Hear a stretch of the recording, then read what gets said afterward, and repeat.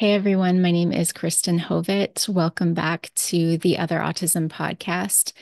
Today we're talking about neural pruning and how it differs in the brains of autistics versus the brains of neurotypicals. I'll also discuss synesthesia. I don't know if I'm saying that right. I'm saying it. I think I tried getting Google Translate to help me, and I'm still not saying it right. So, actually, speaking of Google Translate, I think she's going to help me in this episode. So, I'm going to need her here. One sec. Okay. Synesthesia. Synesthesia. Yeah, where one sensory or cognitive pathway activates a second or maybe even third sensory or cognitive pathway. But before we get into all of that, I wanted to say sorry for the long gap of time between this episode today and the last one in November. So, a lot has happened between November and today, which is January 21st.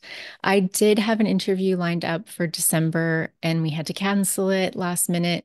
And then holiday rush began. So I didn't have time to set up something else. And there's other reasons too. I probably could have fit something in there if I was at my usual healthy, energized kind of self.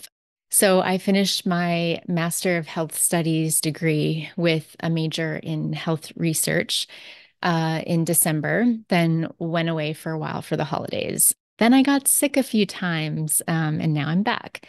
So, my degree, as some of you know, took 3 years to complete. I was considered a full-time master's student, and I was also working for most of that, working full-time at the same time.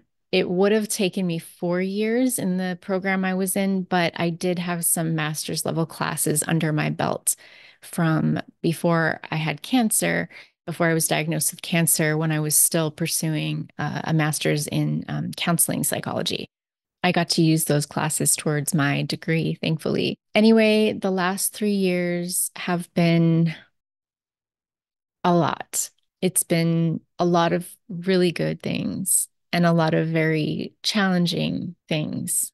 Also, so while I was in school and working, I went through the end of an almost 12-year-long relationship that upended everything, including, I mean, that has an impact on your self-concept. It has an impact on, how you spend your time.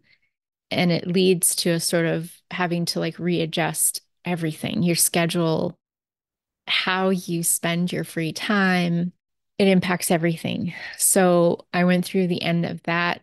And about a year and a half after that, the beginning of an amazing new relationship. I also worked through grief related to the loss of my brother and the loss of a friend. Not to mention, I moved twice in the past 2 years alone. And then when I moved to my current place here, I got evacuated from fires this past summer. So that was literally like a couple months after I moved. It's like now you have to run away from fire and you have to stay out of your house for a week. And I was lucky that I had a place to stay because not everyone was so fortunate. And some people lost their homes. That was terrifying. And I sort of just kept trucking along. I got back home and just kind of almost tried to forget that that all had happened because it was just like, really, you're gonna, this is gonna be what's happening right now. So anyway, on top of all of that, there was significant work-related stress that I've been dealing with off and on, I would say, for a long time. And I enjoy my work, but there are some stressful elements. And I think all of it just finally caught up with me. I have a lot of things in place to sort of like deal with impacts of stress and deal with impacts of just challenging life events happening, but it's like all of those resources and things I have in place were not enough, I don't think, and it all just kind of caught up and I was just blindsided by the after effects. All of a sudden, I found myself pretty burnt out despite, like I said, so many good things going on and so many elements that bring resilience to my life. Like I think internal elements and also support system outside of myself. I also have I stick to a pretty clear routine, a pretty strict sleep schedule, all these things that I know to help myself. It was just not enough. And what happened was, like I've experienced burnout before, which I did talk about, ironically, last couple episodes ago, I was talking about burnout. If you heard that one, you know that I've experienced burnout before. And this one was like it came up very, very slowly. And then it just knocked me off my feet. What happened was I was able to every day get through the workday, do my work, concentrate on work. And after that, when I would normally do some errands and then work on a podcast or do something like that, I couldn't do anything else for the rest of the day other than washing dishes and vacuuming and then playing with my cat and then watching TV. Like I really I had zero energy for anything more, unfortunately. And there were so many things I wanted to do with the podcast and so many emails I wanted to respond to. And I appreciate that several of you took the time to check in. And I fairly confidently can say I'm back. I don't know if I'm going to be able to keep up the 2 or 3 episodes a month. We'll see. Ideally, as I've said before, I would love to have the other autism be my full-time job. That is my dream. Unfortunately, I'm not quite close there yet. Like, I don't know if a lot of you know, but to be part of like the bigger advertising groups or to sort of get in on the bigger advertising that podcasts do, you have to have 10,000 listens per episode to even sign up for a lot of those. Actually, most of them have some very strict guidelines like that. And I'm not quite there yet for that many per episode, but that's my goal to get there and to be able to give you more content, more interviews, and do a lot of other things. And it's my goal, my dream to be able to do that. I felt like this was a significant stumbling block this past couple months, and I really don't want it to happen again. I can't promise that it won't, but I don't foresee all the things that happened in the last few years happening ever again to me. Knock on wood. But like, I don't foresee all of those things happening again or happening in such quick succession, one after the other, the way that they have. I could have chosen an easier subject for myself in the face of burnout, especially. But once I started reading about it, I knew I had to do this episode and I knew it had to be the first one of 2024. The topics I'm going to cover today are, as I said, not easy. For that reason, I'm going to try to take it slow and break things down without getting too deeply into the weeds or the unnecessary details.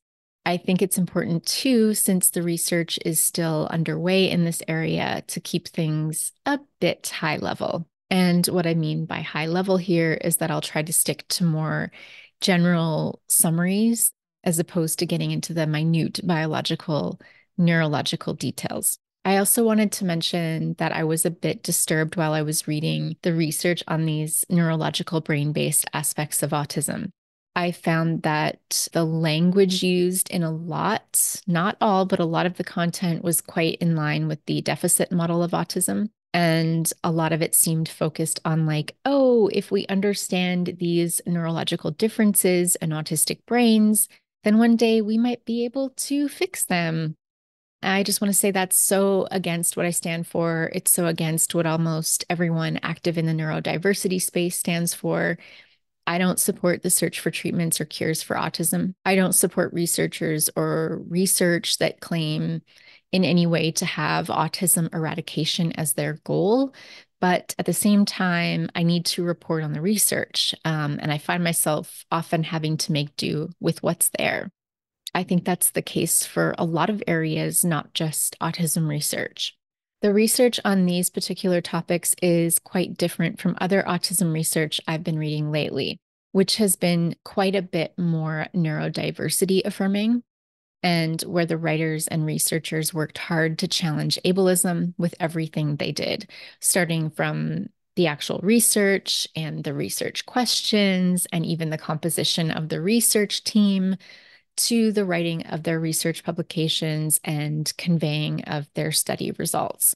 So a lot of that research, not the research I read for this episode, but the other research I'm talking about, I did notice that a lot of their research teams had autistic academics and researchers or autistic clients that were part of the research team. I will say it was disheartening to kind of feel like, with a lot of the research I read for this episode in particular, I was going back in time or reading regressive stances from those who clearly hadn't worked to ensure they're following current best practice when it comes to writing about and researching autism and autistic people. It's unfortunate that they don't seem to realize just how many people they're alienating with their word choice and the perspectives they're taking or allowing themselves to uncritically fall into. I guess the equivalent might be a study where they're researching differences in the brains of gay or queer people versus the brains of straight or non-queer people. And in addition to objectively studying these differences, they oddly also take a stance that being queer is not ideal, or even that there could one day be a cure or brain-based fix for being gay. Now, that sounds obviously horrible and absurd, right? Well, it's also horrible and absurd for it to be 2024 and researchers and other experts still talking this way about autism and being autistic, like assuming we all want to be cured, or assuming that we want interventions that get rid of our, sorry, getting worked up here and trying to destroy my equipment. Some people have challenged me behind the scenes when I talk this way, when I talk about this stuff. They say, well, you're dismissing the autistic people who suffer greatly because of their autism and who might want some kind of intervention to take autistic symptoms or traits away. While I think my stance and response is still evolving, especially in the way I articulate it, I will say that I think that autistic people who want a cure or intervention that theoretically could take their traits away or greatly reduce them have likely internalized a very negative deficit-based view of autism. I mean, it makes sense if you grow up being told in both direct and indirect ways constantly that autistic traits are inferior or undesirable, and you've never challenged these perspectives for yourself or been able to. Heck yes, you're going to hold these same perspectives. Secondly, they likely have co-occurring conditions, such as intellectual disability or physical disabilities that are impacting them the most. These folks typically have what's called a syndromic form of autism, where the autism is secondary to a wider syndrome, such as Fragile X syndrome. Some even question if it's accurate to call these folks autistic, because it's like the autism very much, it's considered like secondary autism, like the autistic traits are not the main factor, are not the main focus of the disorder. So it might not even be accurate to call those folks autistic, like someone with Rett syndrome or Fragile X. Like, are they autistic? The jury, I think, is still out. And I think more people are raising the question, like, are they? I don't know if they're autistic. Should we be calling them? Should we be lumping them in with the autistic community? Because as it stands, syndromic forms of autism account for less than a quarter of the autistic population. Non-syndromic autism, it's much, much more common, accounting for over 75% of the autistic population. And I think I've read higher, like 80, 85%.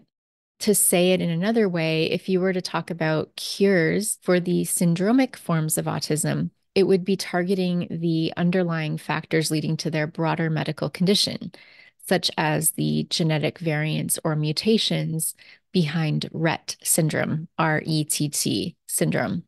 Autism or autistic traits that come with these syndromes are, as I said before, considered secondary.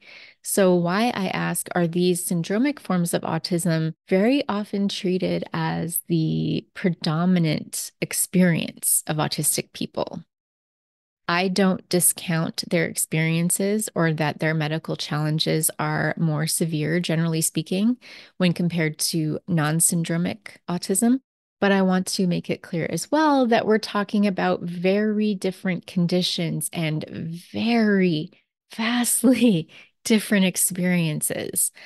I can say with confidence that the majority of autistic people do not want you to even come near them with any talk of cures or autism interventions or anything of the sort.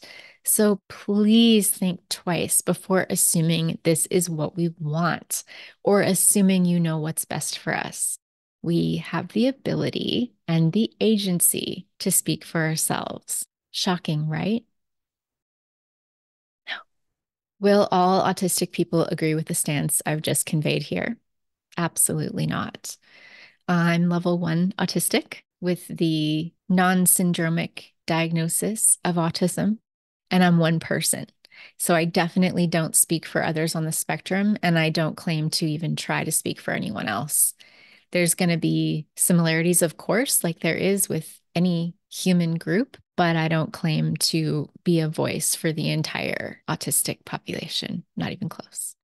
Some people in our community might have zero problems with deficit-based language and deficit framing of autism. Even my own language maintains some of the deficit sort of framing or talk. For example, when I use the word diagnosis, or when I say things like, when I got diagnosed as autistic. It's very hard to talk about autism or autistic experience without using at least some of this terminology. I've talked about this at length, but I think it's important to continue to talk about, especially as the language has been and is changing and continues to do so. In, my university, my degree program, I found myself teaching instructors and other students, even those who were like quite up to date in knowledge of the DSM, knowledge of psychology, psychiatry, even those who claimed knowledge of neurodevelopmental conditions were using the wrong language. And I found myself they wanted evidence for why I kept calling autistic people autistic instead of saying person or people with autism. Part of what I studied and part of what I wrote about for papers and even my last manuscript, my final manuscript, had to do with autism related topics. And instead of just being able to concentrate on the research I was doing and the work I was doing, I had to stop and constantly explain myself. Obviously, I don't think my classmates and my instructors were doing that on purpose, but it was exhausting. They'd ask a question, they'd try to challenge me, even though they knew I was autistic. They'd challenge why I was using that language and how it wasn't appropriate. I would give them things to read and they would still clearly not go and read it and continue to challenge me. So I found myself having to do that continually over and over and over again over the past 3 years. So I just found myself having to be that person who has to teach everyone about almost the entire autistic community prefers identity first language instead of person first. So why is it how many times do we have to say that? I don't know what it is with autistic folks being just if I had a heart condition and I was trying to teach someone about an aspect of the heart condition, I wouldn't get this much pushback. It was disheartening, especially after seeing how much work had been done with anti-racist sort of work and all the EDI, equity, diversity, inclusion work that's going on campuses these days. And to see that neurodiversity, autistic topics are kind of way down on the list for most organizations.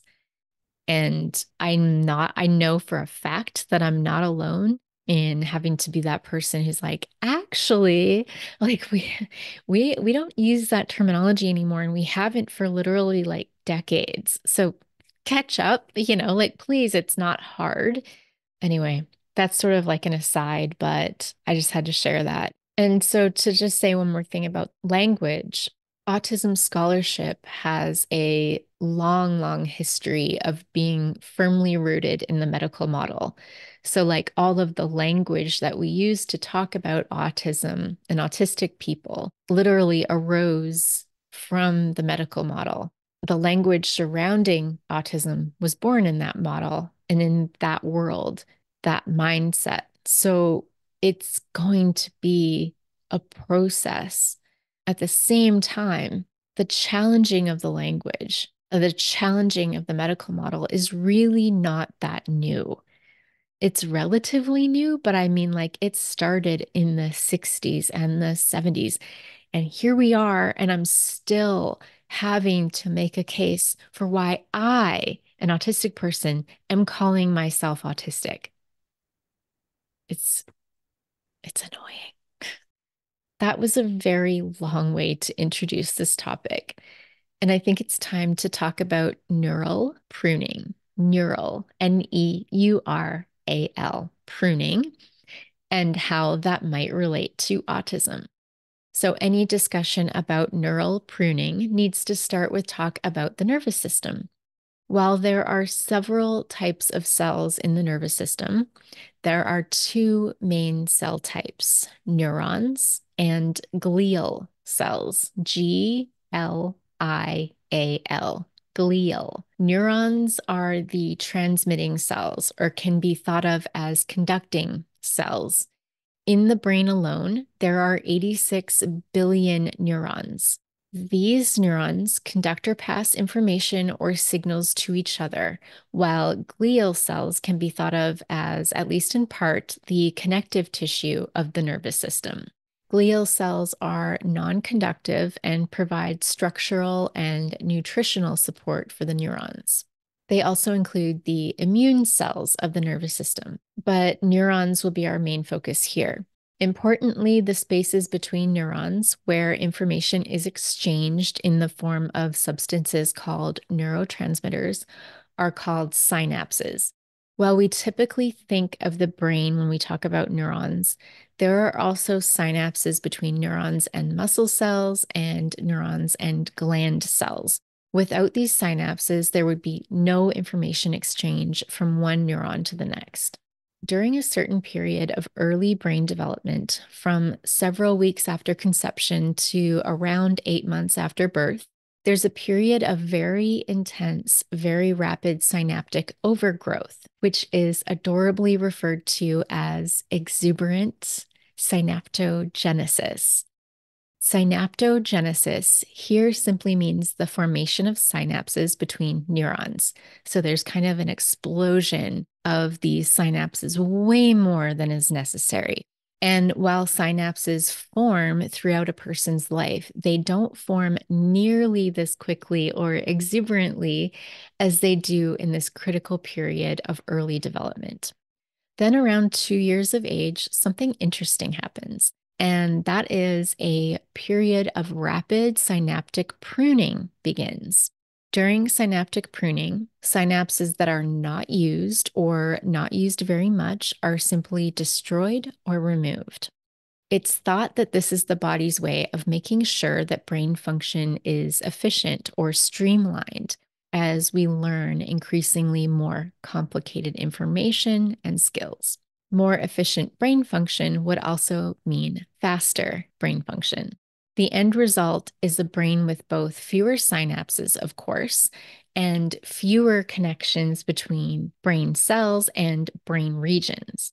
Also, while very early synaptic pruning shortly after birth is thought to be influenced mainly by genetics, a bit later on, it's mainly influenced by our experiences. So the brain of a toddler who's getting read to a lot and who has a lot of enriching experiences with toys that help them learn, and parents who are very engaged in helping the child learn and experience new things, their brains are going to be very different. Their synapses are going to be very different than a child who lives in the opposite kind of experience or environment as that. The brain's going to prune very differently depending on their experiences.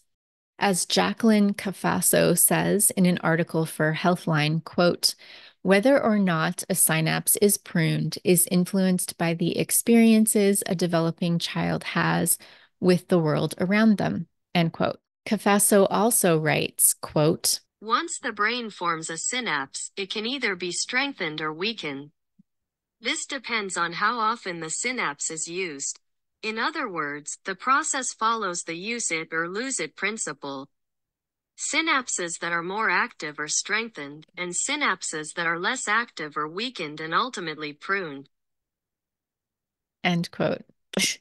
I hope you got that. So it's the use it or lose it principle. Also, she says synapse is weird.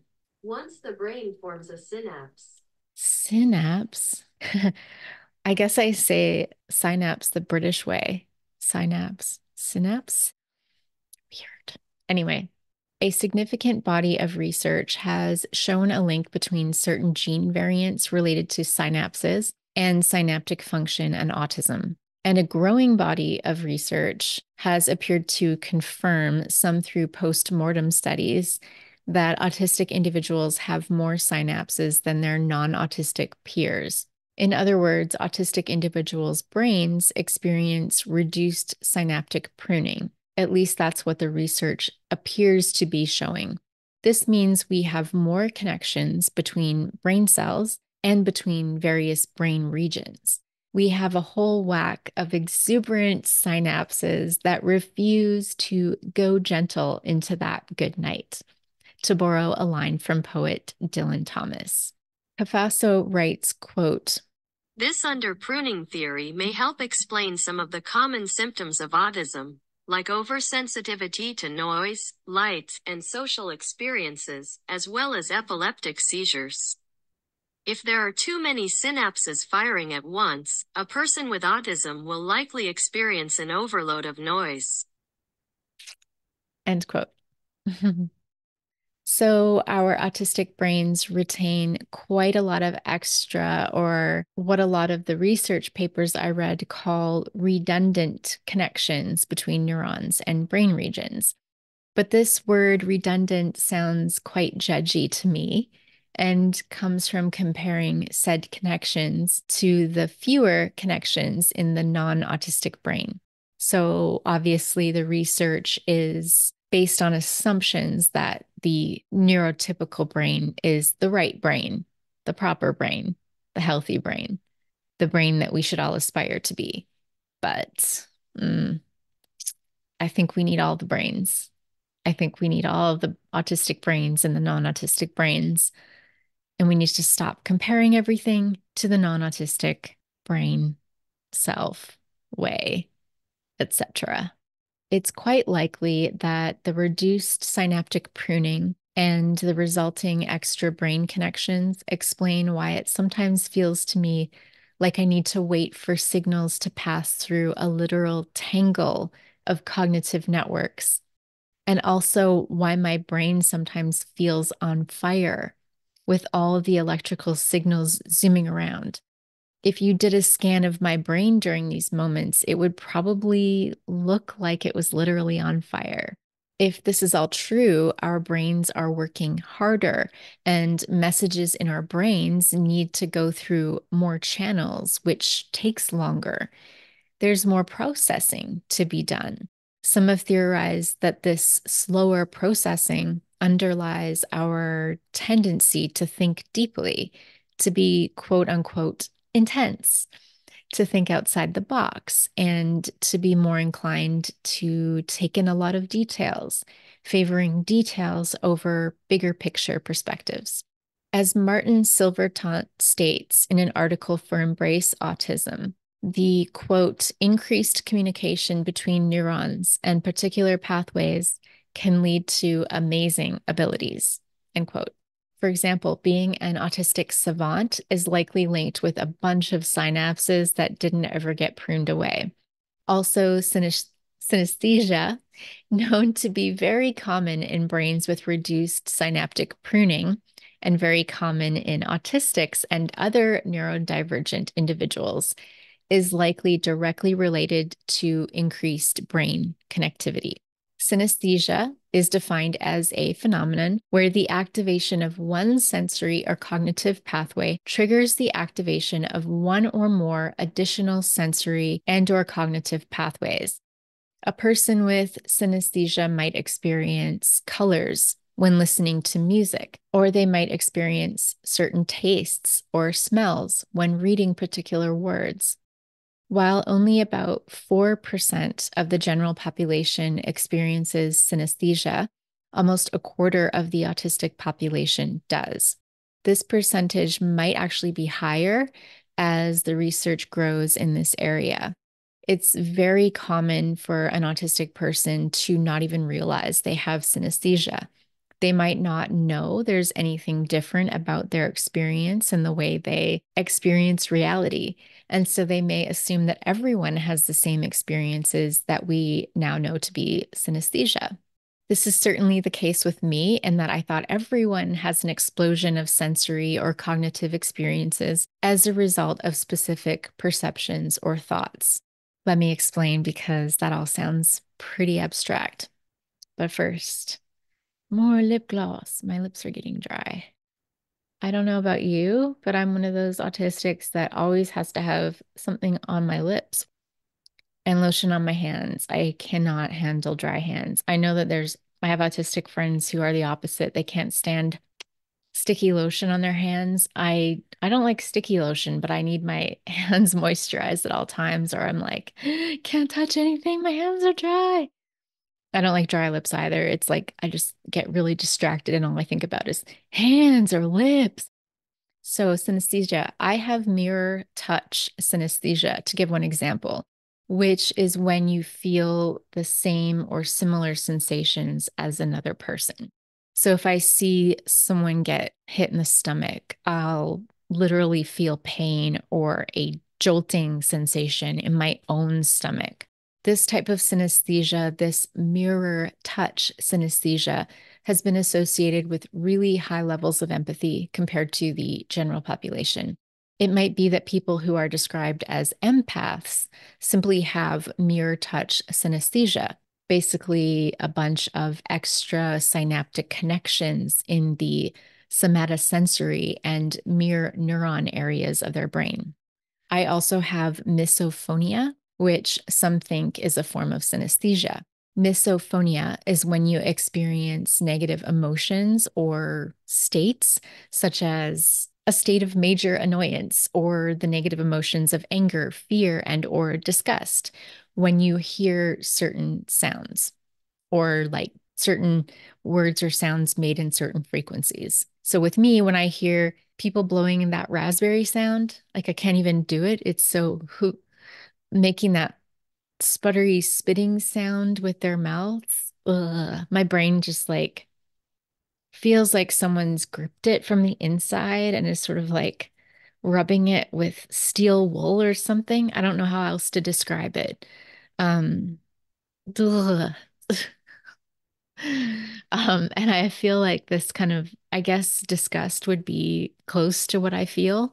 The same kind of like heebie-jeebie feeling that some people get with the nails on chalkboard thing. So it's intensely unpleasant. And I just, ugh, like, if I'm around other people and it happens, I can sort of like usually suppress my response, my reaction, but I'm feeling it, and it's very unpleasant. I don't like it at all. Like I literally can't make the sound to show you or play you the sound because I edit my own podcast episodes. I'd have to hear that back, and I don't want to do that to myself right now. I don't want to put myself through that. It's not fun. The other type of synesthesia that I didn't even know was synesthesia until I did the reading for this episode, it's called number form synesthesia. It's like a spatial form of synesthesia where you have like a spatial sense of numbers, or like as opposed to abstract, numbers are like almost like a literal map of numbers in your brain that kind of like appear in your mind as though your perception or awareness is kind of focused into the middle of the map, that it's sort of generating, and other numbers span to the left and to the right into the distance. Um, And air quotes, of course, on distance, because it's in your mind, but whatever. It's really hard to explain.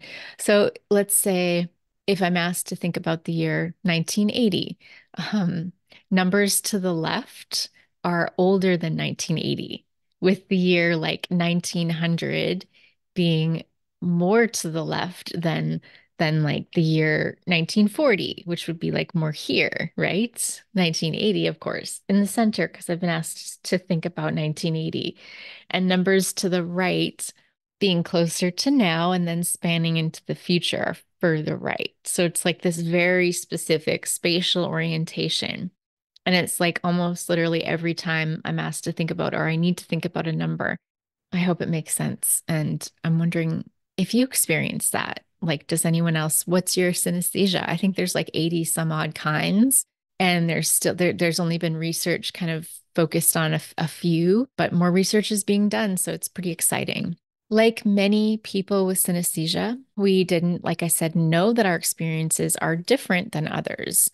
Like, why would we know that? Like, if unless it's something that's specifically talked about quite early on in our lives. We don't start learning about it until we're talking about something related to synesthesia and people react with shock or confusion or even fear. Like, really? What? That's weird. That's so weird. I think the most shocking to me personally was realizing that most people don't feel sensations that mirror or reflect what others feel.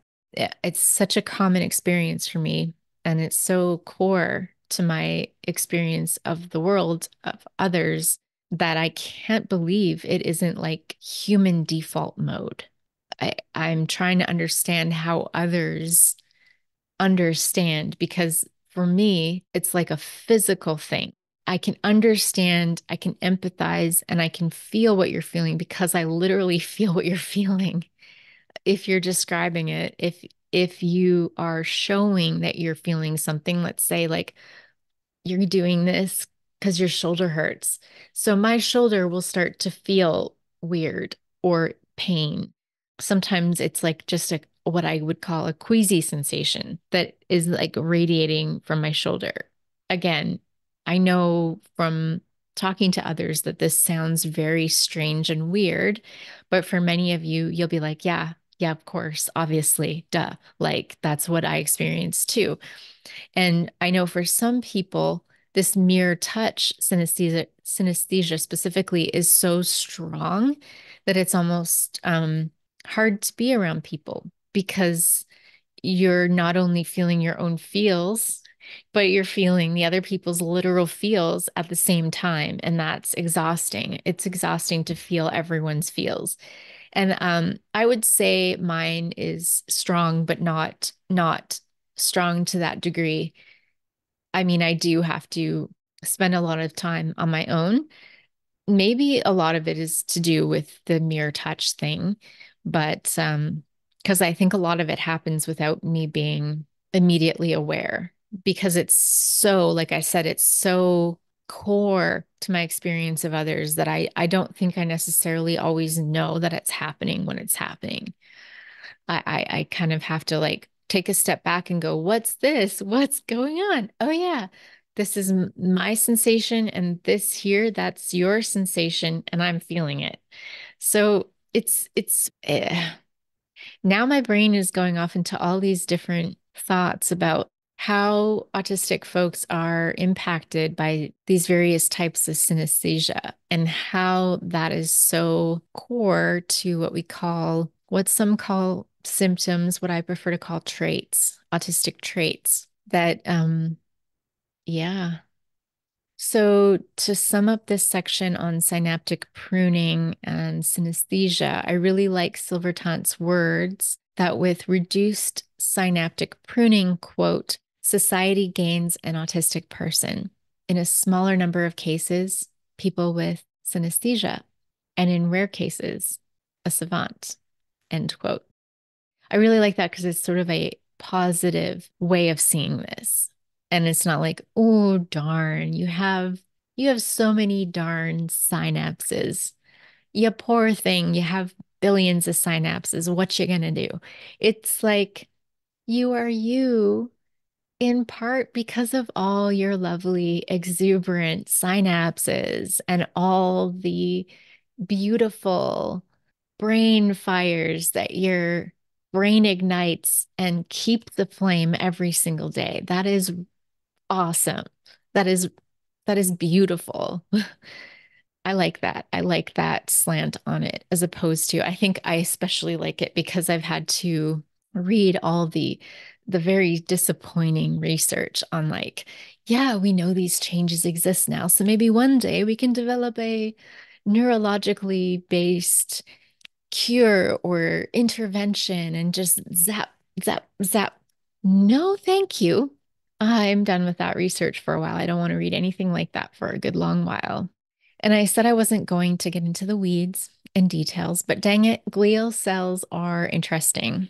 And microglia in particular might be behind a lot of the differences in synaptic pruning that are seen between autistic and non-autistic brains. So I can't help myself. I'll talk a bit about it here, but for any of you who are interested in reading more about microglia and autism, I'll include some interesting articles in the show notes. It includes work about glial cells called astrocytes, which are beautiful, as their name describes astro, they're kind of like star shaped. And of course, well, not of course, I'm looking it up on my Merriam-Webster dictionary app. Astro, combining form from astron, which means star, borrowed from Greek. So astrocytes are these beautiful star-shaped cells in the brain. And anyway, I'm going to stop there before I go on another tangent.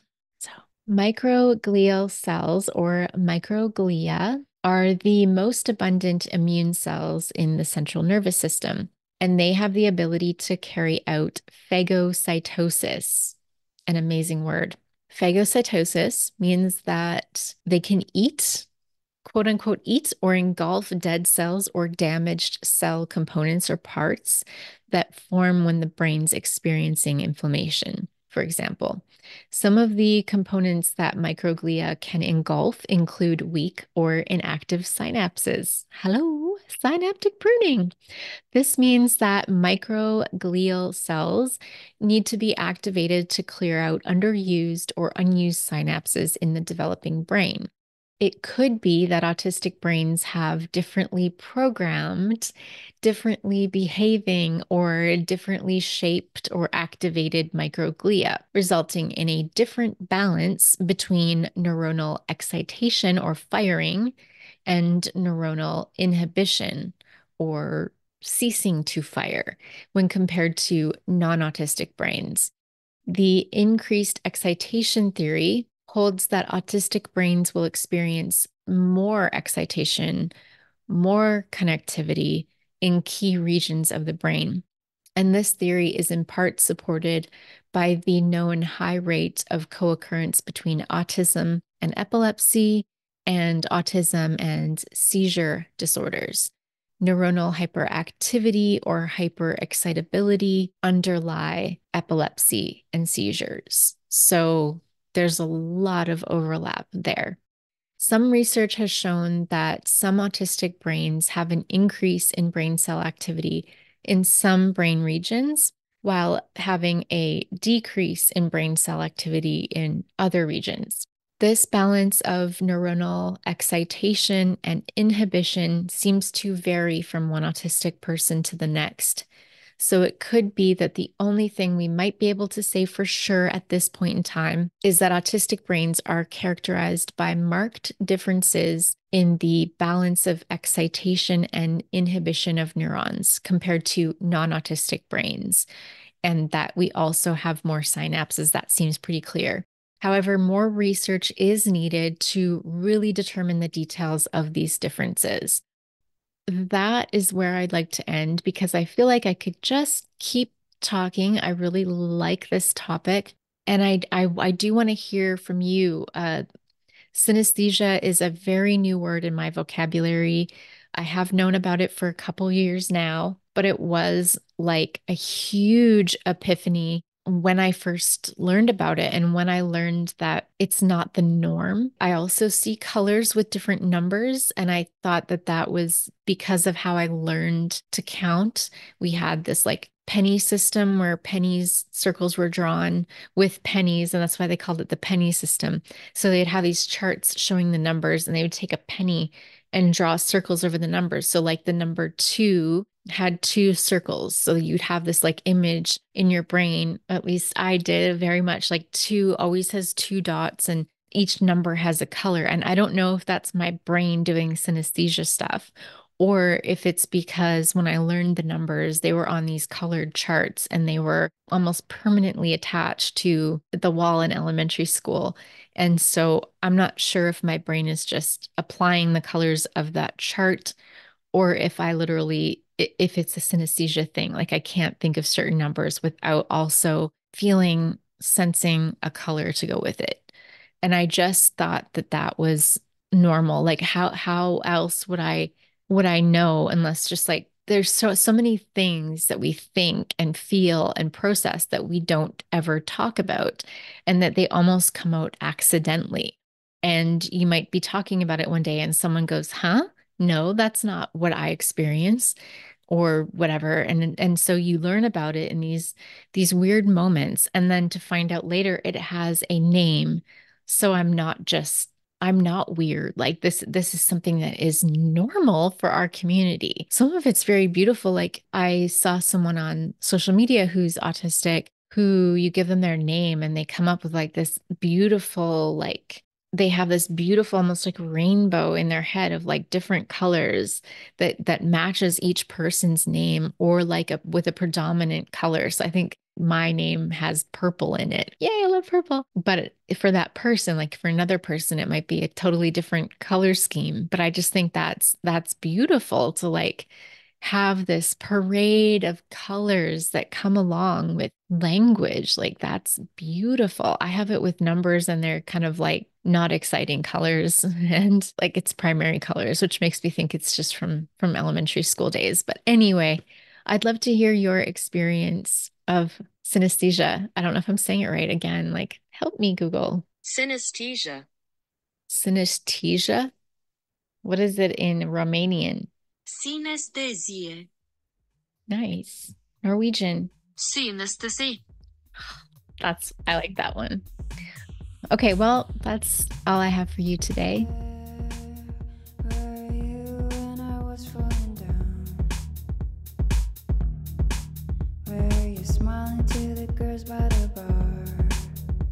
Thank you so much for being here.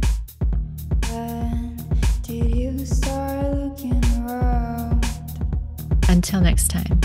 Was it when I gave you my heart and placed it in your arms? Was it when I gave you my trust? Bye. Hands up, it's too much. I just wanna run away. You can't cry, it's only you that made this mistake again. 'Cause my soul wanted home, but you broke it to pieces instead. And when you realize what you did was bad, I'll be paving myself the way,